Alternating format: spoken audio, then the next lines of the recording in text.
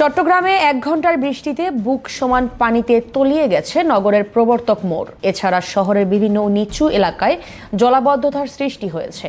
এতে সাধারণ মানুষের পাশাপাশি বিপাকে পড়েছেন যানবাহন মালিকরা। কয়েকদিনের তীব্র গরম ও ভ্যাপসা আবহাওয়ার পর বৃষ্টির কারণে কিছুটা স্বস্তি পেলেও ফের ভোগান্তির শিকার হচ্ছেন নগরবাসী। অল্প সময়ের এই ভারী বর্ষণে প্রবর্তক মোড়, চকবাজার, হালিশহর, মুরসুদপুর সহ নগরের বেশ কিছু নিচু এলাকার সড়কে জলাবদ্ধতা তৈরি হয়েছে। মূলত এসব এলাকার নালার পানি সড়কের উপর উঠে আসছে। এতে রাস্তায় জলাবদ্ধতা ও যানজট তৈরি হয়েছে। একই সাথে যানবাহন বিকল হয়ে যাচ্ছে বলে অভিযোগ করেছেন চালকরা। আবহাওয়া অধিদপ্তর জানিয়েছে, মৌসুমী বায়ুর প্রভাবে আরো কয়েকদিন চট্টগ্রাম সহ দেশের বিভিন্ন অঞ্চলে বৃষ্টিপাত অব্যাহত থাকতে পারে। এদিকে নগরের জলাবদ্ধতা নিরসনে ত্রাস প্রোগ্রাম পরিচালনা করছে চট্টগ্রাম সিটি কর্পোরেশন।